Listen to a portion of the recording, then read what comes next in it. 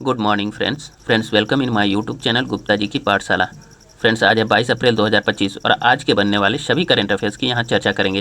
Friends आज कोई revision नहीं है क्योंकि कल मैंने लास्ट 7 डेज़ के करंट अफेयर्स का क्विक रिवीजन करवाया है। वन लाइनर फॉर्मेट में 92 क्वेश्चन है, हिंदी और इंग्लिश दोनों मीडियम के लिए सेपरेट वीडियो है। फ्रेंड्स आज के करंट अफेयर्स में हिंदी और इंग्लिश दोनों मीडियम के लिए है और चूँकि मेरा बीपीएससी का भी मेंस एग्जाम है 25 से लेकर के 30 के बीच में, तो थोड़ा सा व्यस्तता है इस वजह से। चलिए स्टार्ट करते हैं। पहला क्वेश्चन देखते हैं फ्रेंड्स। देखिए पहला क्वेश्चन बोल रहा है, हाल ही में ब्रिक्स की 15वीं कृषि मंत्रियों की बैठक किस देश में आयोजित हुई थी? In which country was the 15th BRICS agriculture ministers meeting held recently? इसका आंसर हो जाएगा सी ब्राज़ील। तो ब्राज़ील की राजधानी जो है ब्राज़ीलिया में इसका आयोजन किया गया। डिटेल्स देखते हैं फ्रेंड्स। देखिए हाल ही में ब्राज़ील की राजधानी ब्राज़ीलिया में 15वीं ब्रिक्स कृषि मंत्रियों की बैठक आयोजित की गई। इस बैठक में भारत की ओर से केंद्रीय कृषि मंत्री शिवराज सिंह चौहान ने प्रतिनिधिमंडल का नेतृत्व किया। बैठक का उद्देश्य ब्रिक्स देशों के बीच कृषि सहयोग, खाद्य सुरक्षा, जलवायु संवेदनशील कृषि रणनीतियों और सतत विकास को बढ़ावा देना था। बात हो रही है यहाँ पर ब्रिक्स की, तो ब्रिक्स के बारे में देखते हैं। देखिए ब्रिक्स जो है उभरती अर्थव्यवस्थाओं का एक अंतर सरकारी अनौपचारिक समूह है जिसका उद्देश्य सहयोग को बढ़ावा देना और उनके वैश्विक प्रभाव को बढ़ाना है। पहला ब्रिक्स शिखर सम्मेलन जो है 2009 में रूस में आयोजित किया गया था और इसकी स्थापना जुलाई 2006 में रूस में हुई थी।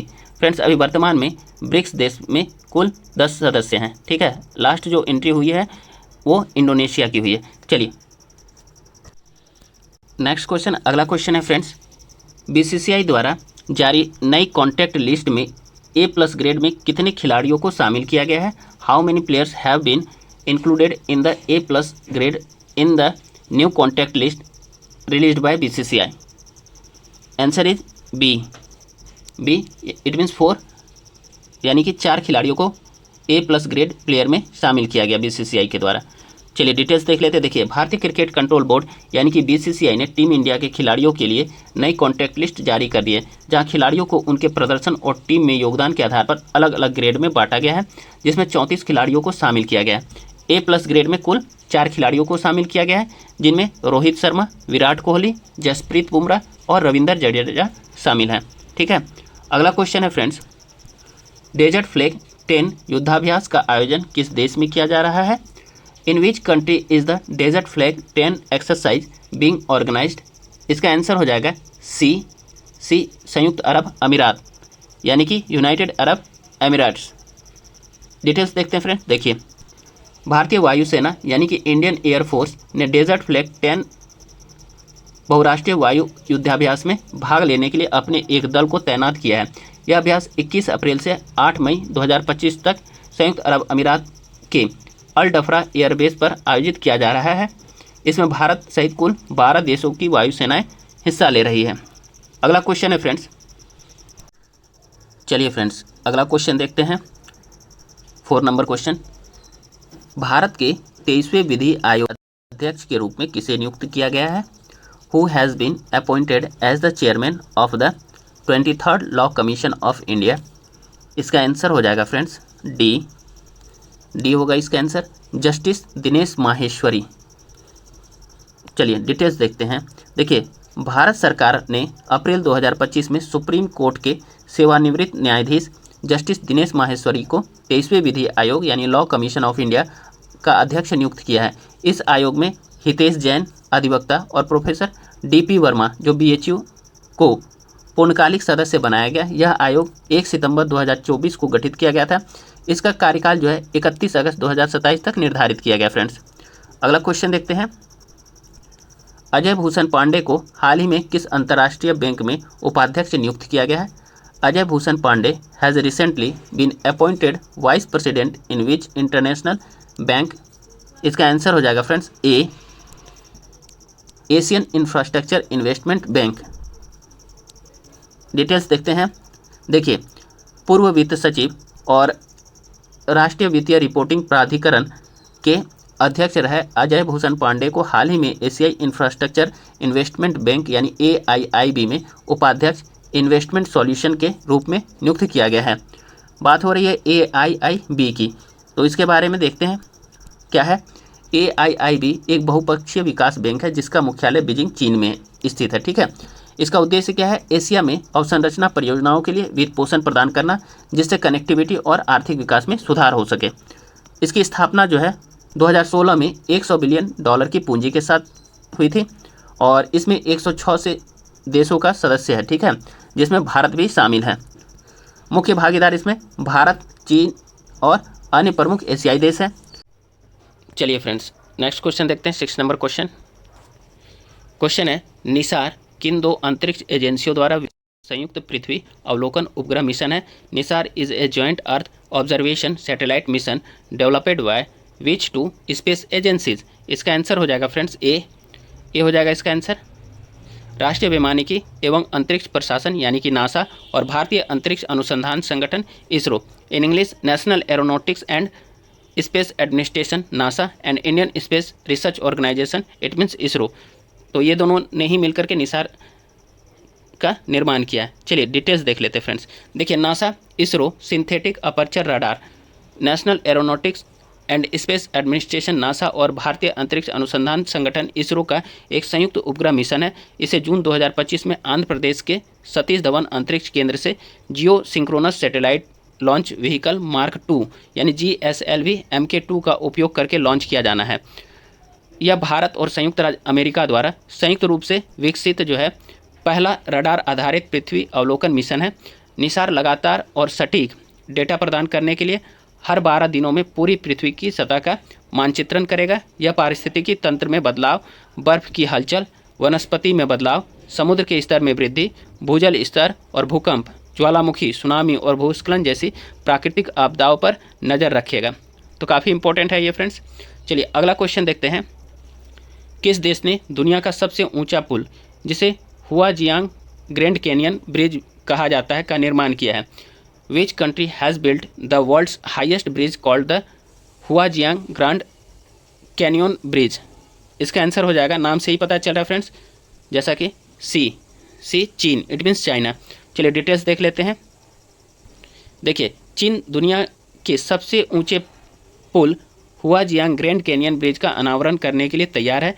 यह सस्पेंशन ब्रिज शेंझेन से 800 मील पश्चिम में स्थित गुइझोउ प्रांत में झेनफेंग काउंटी में निर्माणाधीन है। गुइझोउ जो प्रभावशाली संरचनाओं के लिए जाना जाता है। दुनिया के शीर्ष 100 सबसे ऊंचे पुलों में से लगभग आधे यहीं स्थित है। यह पुल बेइपन नदी से 625 मीटर ऊपर खड़ा है, जो एफिल टावर से 200 मीटर ऊंचा है। यह फ्रांस के मिलो वियाडक्ट को पीछे छोड़ देगा, जिसने 343 मीटर की ऊंचाई पर रिकॉर्ड बनाया हुआ था। यह पुल जो है 2890 मीटर यानी 9482 फीट लंबा है और इसका वजन जो है 22,000 टन है। ध्यान रखिएगा फ्रेंड्स। अगला क्वेश्चन देखते हैं फ्रेंड्स।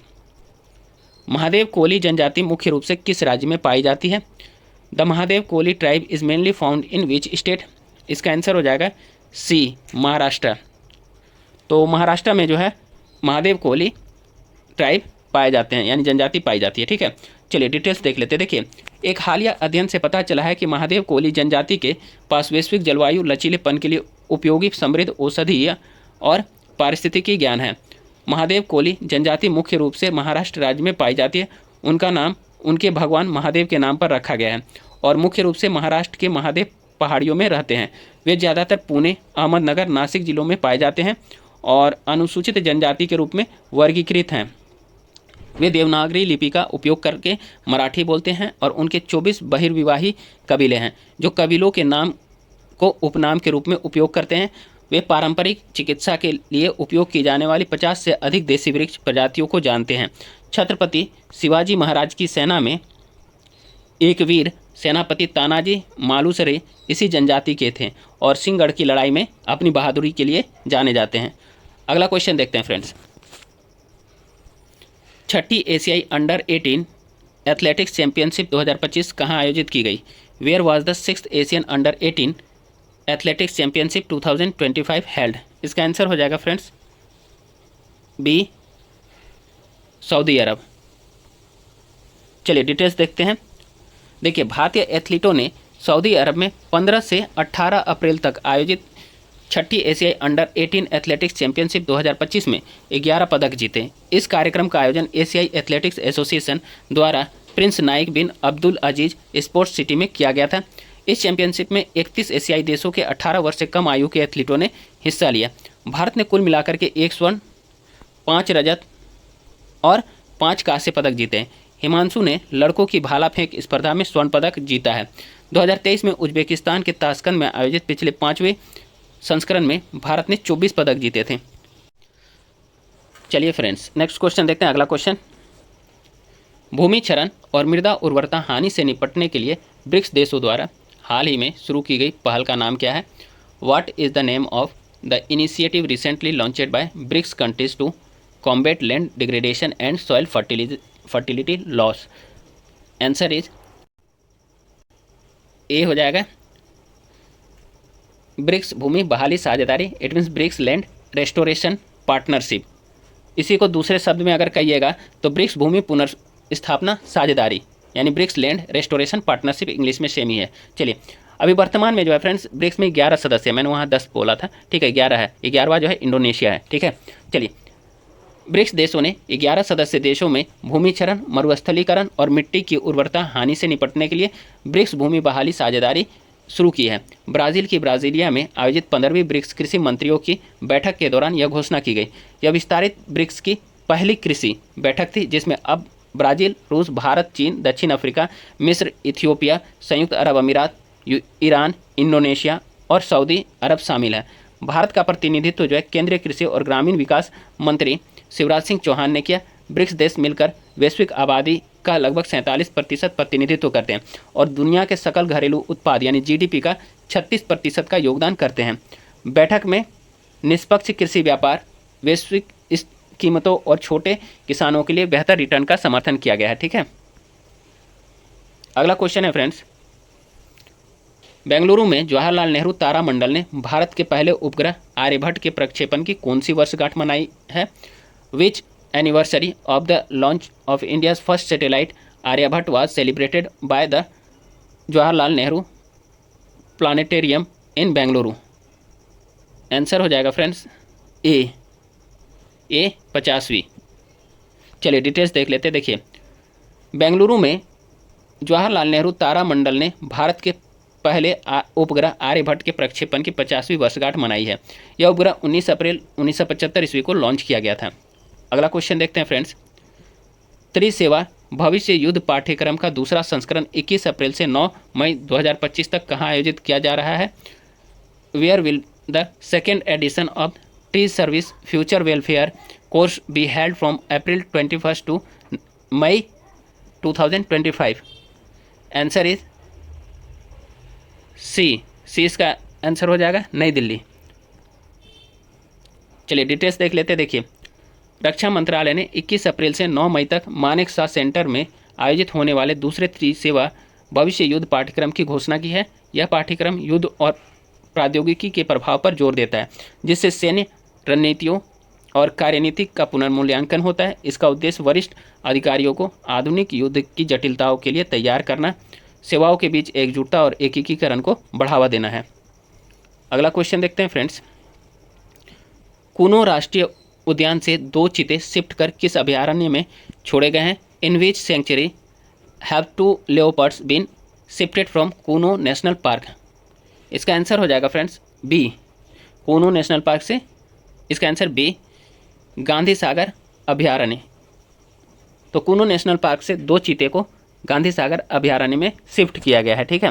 डिटेल्स देख लेते हैं। देखिए, मध्य प्रदेश के श्योपुर जिले के कूनो राष्ट्रीय उद्यान में 2 साल बिताने के बाद 6 वर्षीय चीता प्रभास और पावक अपने नए आवास में पहुंच गए हैं। दोनों चीतों को गांधी सागर अभयारण्य में स्थानांतरित किया गया है। अगला क्वेश्चन है, प्रतिवर्ष रचनात्मक और नवाचार दिवस कब मनाया जाता है? When is the world creativity and innovation day celebrated every year?